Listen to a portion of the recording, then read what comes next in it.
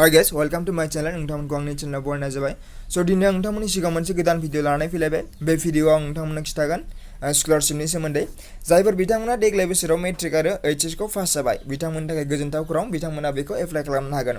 आरो बेखौ एप्लाइ खालामनो मा नांगौ, बेसेबां पार्सेन्टेज नांगौ, बेफोरखौ आं खिथालांगोन। स' नोंथांमोना भिडिअखौ जोबजासिम नायलांबाय था। नै दा बेयो फर्मनिखौ आं खिथाग्रोनि, मा नांगौ, मा नाङा, मा फिल आप खालामनांगौ आं खिथालांनि नोंथांमोननो। बेनि उनाव जोङो माखासे डिटेल्सआव थांगोन। स' फार्स्टआवनो जोंनो नांगोन मा फट', नोंथांनि पासपर्ट फट' नांगोन। बेयाव first recent photograph with signature overlap, माने नोंथाङा फट'नि सायावबो सिगनेचार होनांगोन आरोना।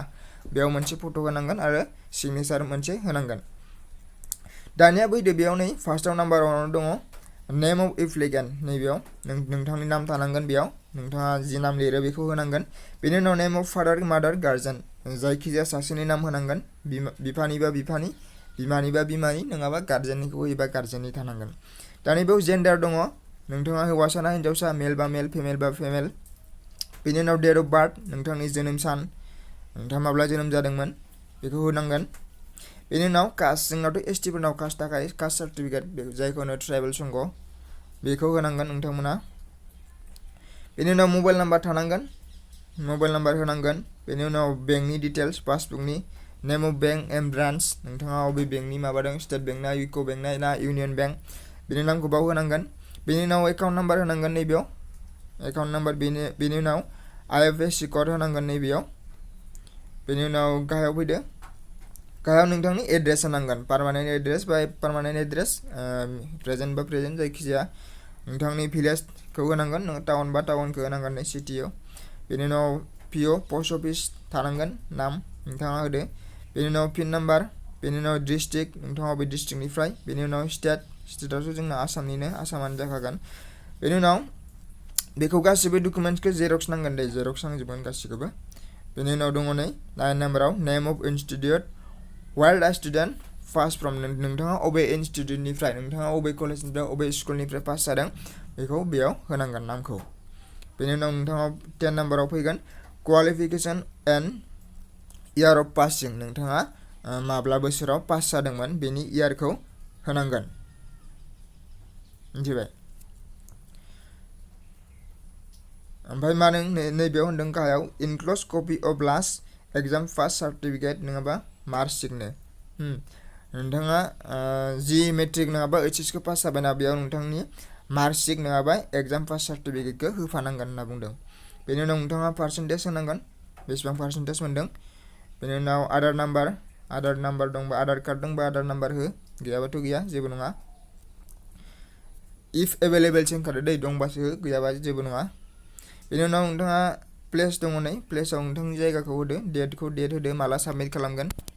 बेनि उनाव नोंथाङा नै लास्ट सिगनेचार अफ एप्लिकेन्ट, नोंथाङा नोंथांनि नामखौ बेयाव होनानै होबानो जाबाय। स' फर्मा बेखिनिखौ फिलआप खालामबानो जायो। दानिया फैदो मा क्राइटेरिया नांगौ, बेसेबां पार्सेन्टेज थानांगौ, बेनि बागै आं खिथालांनि, बबेयाव साबमिट खालामनांगौ बेफोरनि बागै। स' बेखौ दाखालिनो नटिफिकेसन होदों, आंनि भिडिअ बानायनाया सेलेक्ट जादों नै 26आवनो नटिफिकेसन हगारदों। बेखौ directorate of welfare of plain tribes and backward classes, बेनिफ्राय बेखौ नटिफिकेसन हगारदों। बे स्कलारशिपखौ एप्लाइ खालामनो थाखाय नोंथांमोननि पार्सेन्टेजआ बेसेबां नांगौ बेनि बागै खोन्थानि। मेट्रिकनिखौ खिथाग्रोनि, मेट्रिकआव नोंथांमोना हु हेज सिकिउर्ड 80% अर एबभ इन मेट्रिकुलेसन, जायफोरा मेट्रिकआव 80% नङाबा बेनि सायाव बेनि बांसिन पार्सेन्टेज मोनदों 80%नि, बिथांमोनासो बेखौ एप्लाइ खालामनो हागोन। 80 नङाबा बेनि सायाव मोननाय जानांगोन, अब्लासो बेखौ एप्लाइ खालामनो हागोन। बेनि उनाव दानिया एचएसनिखौ नायोब्ला एचएसआव नै 75% अर एबभ इन 10+2, माने हायार सेकेन्डारियाव नोंथांमोना 75% नङाब्ला बेनि सायाव मोननाय जानांगोन, अब्लासो बे स्कलारशिपखौ एप्लाइ खालामनो हागोन। दानिया फैदो मा नांगौ मा नाङा नोंथांमोननो खिथालांनि। नै फार्स्टआवनो दङ student must belong to ST community of Assam, नोंथांनियाव जाय बिथांमोना बे स्कलारशिपखौ एप्लाइ खालामगोन बिथांमोना एसटि कमिउनिटिनि जानांगोन, मिथिबाय। स' बियो फार्स्टआवनो आं नैबेखौ दानिसो खोन्थाखांबाय। बेयाव मेट्रिकआव 80% नङाबा बेनि सायाव मोननाय जानांगोन, बेनि बांसिन 80नि। आरो हायार सेकेन्डारियाव 75 नङाब्ला बेनि सायाव मोननाय जानांगोन अब्लासो बेखौ एप्लाइ खालामनो हागोन। बेनि उनाव बेयाव नाय नोंथांमोना नै 2020 दाखालिनि जानुवारियावसो पास जानाय जानांगोन दे, बेनि सिगां जानाय पास जानाय जाब्ला जानाय नङा। ओमफ्राय बेयाव जेबो इनकाम क्राइटेरिया इनकाम सार्टिफिकेट जेबो नाङा होननानै बुंदों, जेबो बियाखै। स' बेखिनियानो बबेयाव साबमिट होनांगौ आं बेखौ खोन्थानो नोंथांमोननो। बे अफलाइनसो नालाय बेखौ जोङो मा directorate of welfare of plain tribes and backward classes Assam Rukmini Nagar Dispur last gate बेयाव हैनांगोन नोंथांमोना गुवाहाटीयाव थांनानै 30 सेप्टेम्बरनि सिगां 30 सेप्टेम्बर नङाबा 30 सेप्टेम्बरनि सिगांनि गेजेरावनो नोंथांमोना हैनांगोन आरो, नङाब्ला बेनि उनाव 30 सेप्टेम्बरनि उनाव हैबा बिथांमोना एक्सेप्ट खालामनाय नङा फर्मखौ। स' नोंथांमोना एप्लाइ खालामबानो जाबाय। जाय फंबाय बिनानावमोना 75-80% बेफोरबायदि पार्सेन्टेज मोनदों बिथांमोना एप्लाइ खालामनानै ला। स' दिनैनि भिडिअआ बेखिनियानोमोन।